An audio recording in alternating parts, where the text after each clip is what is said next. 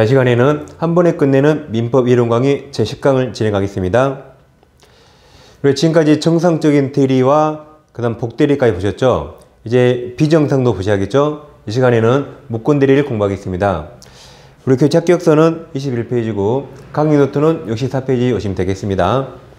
일단 무권대리가 크게 두 가지인데 표현대리로 성립하는 것과 표현대리가 성립하지 않는 것을 협의, 좁은 의미의 무권대리라고 부릅니다. 그래서 그냥 무권대리하면 협의 무권대리를 말하고 이 시간에는 협의 무권대리를 공부하겠습니다. 이건 해마다 꼭 시험에 나오고 있죠.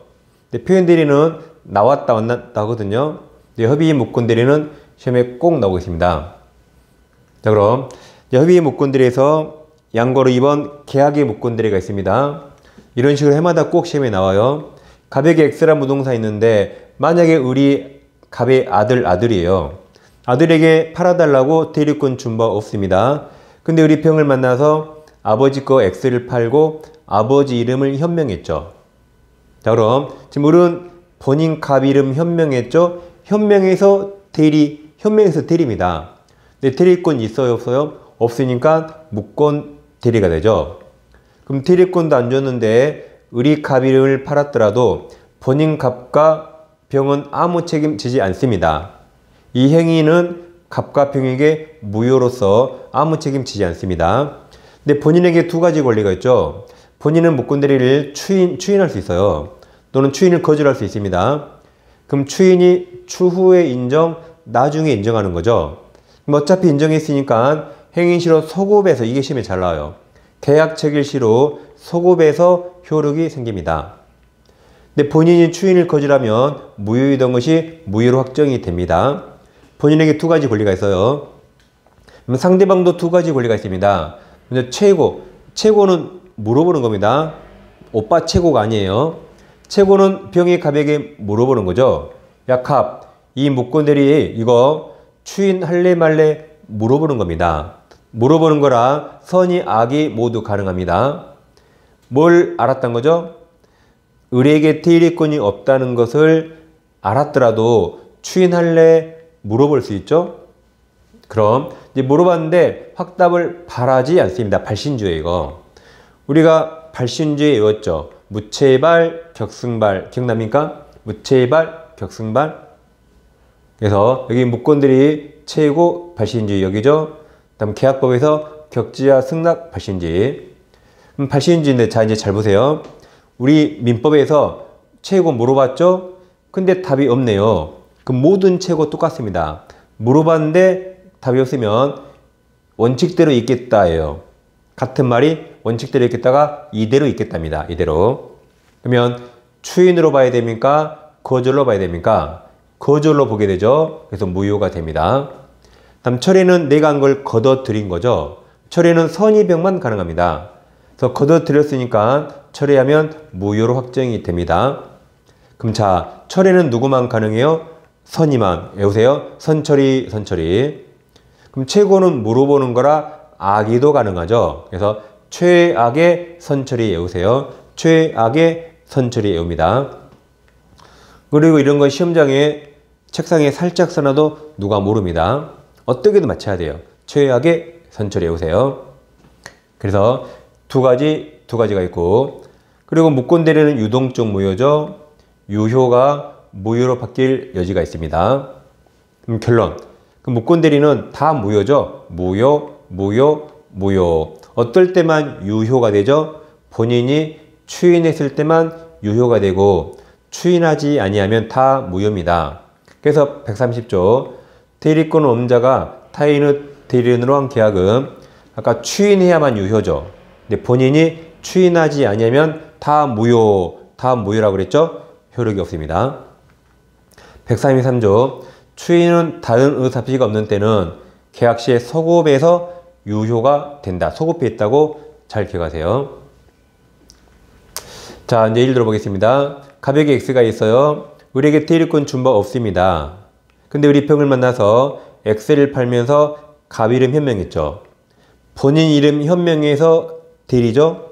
네, 대리권 없기 때문에 무권 대리입니다. 그럼 둘 간에 무효가 되죠. 근데 이제 본인이 묻고 대리를 추인할 수 있죠. 어차피 인정이 있으니까 소급하겠다 그랬죠.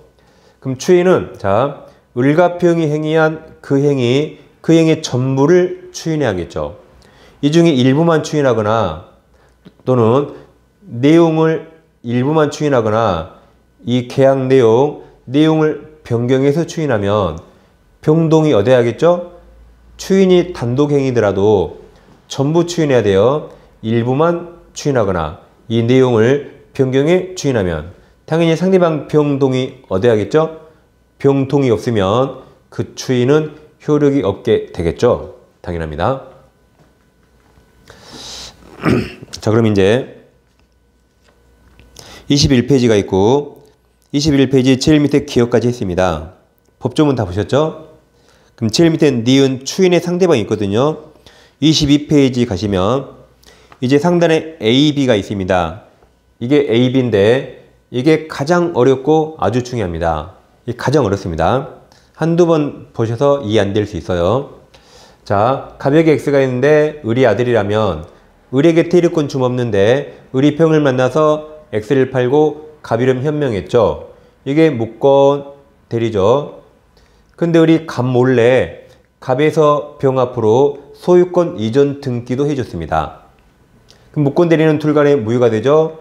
원인이 무효면 결과가 무효로서 병은 소유자가 아닙니다. 근데 병이 정에게 팔고 등기했어요. 그럼 정은 선이라도 절대적 무효라 뒷사람 다 죽어 무효가 됩니다. 그래서 정까지 왔거든요. 근데 이제 갑이 이제 추인한대요. 그럼 추인을 누구에게 해야 할까요? 무권 대리인 을에게 할 수 있겠죠. 대리행위의 직접 상대방한테 할 수 있고 승계인에게도 할 수 있고 전득자, 전에 얻은 자, 승계인에게도 할 수 있습니다. 즉 너 가져와 할 수 있죠? 너 무효인데 그냥 내 건 너 줄게. 너 가져와 할 수 있잖아요. 추인은 누구에게나 할 수 있어요. 그와 비교할 게 132조입니다. 다시 갑에게 X했는데 을에게 대리권 준 바 없어요. 근데 을이 병을 만나서 갑이름 현명하고 대리행위에서 무권 대리행위 했습니다. 근데 이제 갑이 지금 이제 추인한대요. 그럼 갑은 병에게 추인할 수 있나요? 할 수 있죠? 할 수 있어요.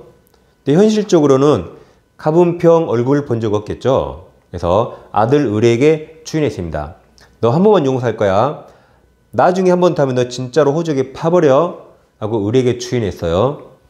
그럼 을은 추인을 얻었으니까 그 사실을 병에게 알려야겠죠. 추인 사실을 알리지 않아서 병이 추인 사실을 몰라요. 그러면 갑은 자기가 추인했다고 이 병에게 대항 주장할 수 없습니다. 그래서 병이 뒤늦게 두 번째로 철회할 수 있어요. 철회. 그러면 내가 먼저 추인했는데 라고 병에게는 주장할 수 없기 때문에 시간적으로 추인이 먼저 나오고 철회가 나중에 나왔더라도 이건 철회가 돼서 무효로 확정이 됩니다. 이게 132조 본문입니다. 추인 또는 거절, 전의 중에 추인을 예를 들었죠. 추인 또는 거절의 의사표시는 상대방 병에 대해서 하지 아니하면 그 병에게 대항하지 못한다. 몰랐을 때 대항하지 못한다. 그러니까 철회할 수 있다는 말입니다. 근데 병도 추인이 있다는 사실을 알고 있어요. 그러면 내가 추인했다고 이제 병한테 대항, 주장할 수 있습니다. 그러니까 병은 처리할 수 없겠죠. 이게 그러나 단서. 상대방 병이 그 추인 사실 안 때에는 그러하지 아니하다가 대항할 수 있다. 그래서 이제 처리하지 못하는 겁니다. 자, 그럼 22페이지 제일 상단에 A 보세요. A. 여기입니다. 추인은 누구에게나 할 수 있다. 추인은 굴궁시 무권 대리인 가능하죠. 직접 상대방 병 가능하고 승계인 정 가능합니다. B. 다만 무권 대리인 을에 대해서 추인 의사표시한 경우에는 상대방 병의 추인 사실을 알기 전에는 상대방 병에 대해서 추인 효과를 주장하지 못한다. 이 내용이죠. 모르니까 빨강색 주장하지 못한다. 따라서 상대방은 그때까지 처리할 수 있다는 말입니다. 다음 디귿 추인 효과는 소급의 서유력이 생긴다 그랬죠. 그 다음 이제 무권대리와 단독 상속이라는 판례가 있는데 여러분 책에 동그라미 리을 본인의 추인 거절권이 있죠. 먼저 A 추인 거절하면 확정적 무효가 된다 그랬죠. 이제 동그라미 B 무권대리와 단독 상속 나옵니다. 이 중요한 판례인데 이제 갑이 아버지예요. 이게 갑부가 아니라 갑부 재벌이 아니라 아버지. X가 있는데 우리 자식 딱 하나, 아들 딱 하나. 그래서 아버지가 아들 한 명 있는데 팔아달라고 대리권 준 바 없습니다. 내 노후자금으로 쓸 겁니다. 근데 아버지가 하루는 친구들과 해외여행에 떠났어요. 한국이 없잖아요. 이때다 싶어서 아버지 모든 서류를 다 가지고 나서 병에게 팔아버렸습니다. 아버지는 현명했죠. 그리고 등기서류 다 가져와서 갑에서 병으로 이전 등기 다 해놨죠. 이렇게 아버지 몰래 모든 걸 다 해먹었죠. 근데 아버지가 여행에서 돌아왔죠. 그러니까 엄청난 일이 발생했죠. 세상에 하나밖에 없는 자식놈이 내 하나 남은 부동산을 다 해먹었어요. 그러면 무권대리 있는데 일단 추인권과 거절권 있잖아요. 근데 아버지가 이 모든 사실을 다 알고 충격받아서 더 이상 살 의미가 없습니다. 충격받아서 급사망, 심장마비 급사망합니다. 그럼 죽을 때 그래도 유언을 해야겠죠? 그럼 뭐라고 유언했을까요? 급사망 빨리 죽어야 되니까 유언도 빨리 해야 돼요. 그래서 그 이걸 꼭 기억하셔야 돼요. 뭐라고 유언했냐면 거식이 없다고 유언했다. 거식이 없다. 5글자. 거식이 없다. 그럼 아들은 아버지 유언인데 거시기가 뭔지 궁금해 죽겠습니다. 이게 뭐 싸가지 없단지 아무 재산 없단지 무슨 말인지 모르겠어요. 궁금해 죽겠죠? 아무튼 엄청 후회했습니다. 나 때문에 아버지가 죽었잖아요. 그것 때문에 후회한 게 아니고 아버지 돌아오기 전에 금매로 싸게 팔았거든요. 근데 이 양 저 인간 갈 줄 알았으면 금매로 파지 말고 비싸게 팔 것을 그걸 후회했어요. 아주 못된 놈이죠. 그래서 이거 싸게 팔았으니까 이거 찾아와야겠어요. 그럼 이제 변호사를 찾아갔더니 여러분 변호사 찾아가면 제일 먼저 하는 말이 걱정 마세요 그럽니다. 그러면서 당신이 아버지를 단독 상속했으니까 이 추인 거절권도 상속했기 때문에 자기가 무권대리를 본인 갑 지위에서 추인 거절하면 된다 그랬어요. 그럼 거절하면 무권대리가 유효가 됩니까? 무효가 됩니까? 추인하면 유효, 거절하면 무효가 되죠. 거절이 인정된다면 무효 주장 가능하단 말이죠. 그럼 무효 주장이 받아들이면 이런 무효 효과가 뭐죠? 부당이득 반환 청구나 이 등기 말소 청구하는 거죠. 그래서 무효 주장이 받아지면 무효 효과로서 무효 등기 말소 청구할 수 있고 병이 점유에 사용하고 있는 부당이득 반환도 청구할 수 있게 됩니다. 그래서 기분 좋아서 소송했죠? 근데 법원에서는 너는 추인 거절할 수 없다 그랬어요. 왜냐하면 네가 매매했잖아. 아버지 지위를 승계받으면 앞 행동과 일치되는 행동해야 되고 앞 행동과 반대 행동 할 수 없다 그랬어요. 네가 이지와 추인을 거절하는 것은 이게 신의칙 그래. 신의칙에 반한다 그랬어요. 신의칙 중에 금반원 원칙이란 앞에 있던 언행과 반대 행동 금한다. 아무튼 신의칙에 반하기 때문에 거절할 수 없다 그랬습니다. 그럼 거절이 인정되면 무효 주장 가능한데 거절이 안 되니까 무효 주장 못하는 거죠. 그러니까 무효 효과로서 무효 등기 말소 청구할 수 없고 부당이득 반환 청구할 수 없게 됩니다. 소송에 타지고 이제 아버지 유언을 알았습니다. 아버지 유언 거식이 없다가 뭐죠? 뭐든지 없답니다. 뭐든지 없다. 그걸 거식이라고 말한 거죠. 그래서 이제 해보세요. 자, 거식이 거절 못한다. 그럼 무효주장 X, 무효 효과로서 등기 말소 X, 부당이득 반환 청구 X. 그래서 이제 무권대리와 단독 상속 나오면 무권대리는 거식이 없다. 뭐라고 유언했어요? 아버지가 아버지 유언 거식이 없다. 없답니다. 그래서 여러분 책 22페이지 중간쯤에 동그라미 B 있죠? B 밑줄 3개 나와요. 추인 거절 X, 다음 무유장은 못하는 거죠. 그리고 등기말 청구 X, 부당히 대파는 청구 X 나왔습니다. 거식이 없다. 문제 하나 풀어볼까요? 자, 대리권 없는 을 나왔죠. 무권 대리네요. 을이 갑 이름으로 갑의 부동산을 병행에 매도해서 등기했다. 그 후 을이 갑으로 상속 나왔네. 그럼 무권 대리 나오고 상속 나오면 거식이 없다죠. 없다. 거식이 없다.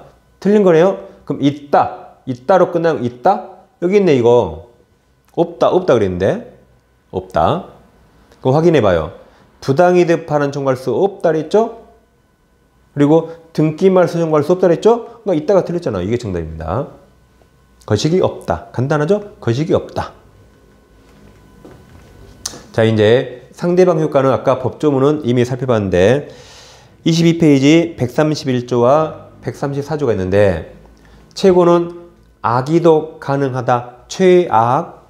그럼 대리권 없는 자가 타인의 대리인으로 계약한 경우에 상대방은 상당 기간을 정해서 본인에게 추인 여부 확답을 최고할 수 있다. 물어볼 수 있다. 본인이 그 기간 확답을 발시인지 무채 발하지 아니한때 거절로 본다 해서 무효로 확정이 된다. 처리는 선의만 가능하죠. 대리권 없는 자가 한 계약은 본인의 추인이 있을 때까지 상대방은 본인이나 그 대리인에 대해서 처리할 수 있다. 그러나 계약 당시 상대방이 대리권성을 안 때에는 처리할 수 없다죠. 그러니까 선의만 가능하다. 그래서 최악의 선처리 하시면 되겠습니다.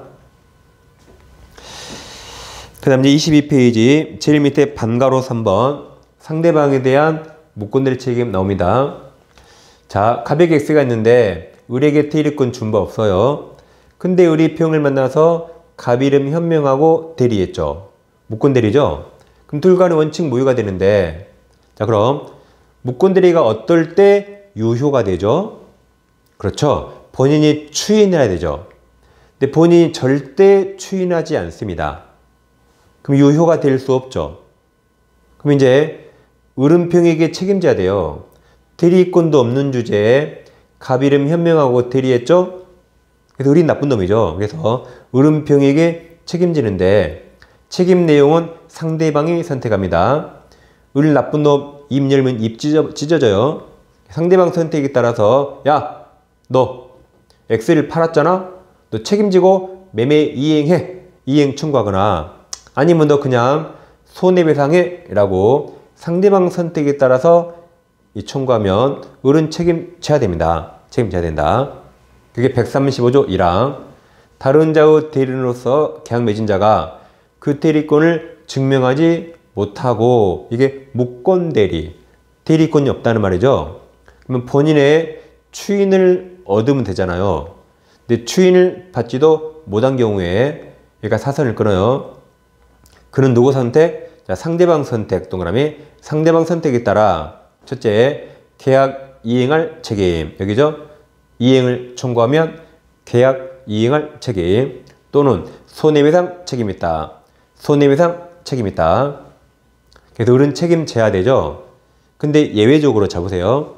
이 병을 포할 필요 없을 때 병도 우리에게 대리권이 없다는 사실을 상대방도 알았거나 알 수 있었다면 포할 필요 없죠. 그때는 책임 묻지 못합니다. 그러면 상할수 반대가 뭐라 했죠? 그렇죠. 상선무. 상선무일 때 책임 물을 수 있습니다.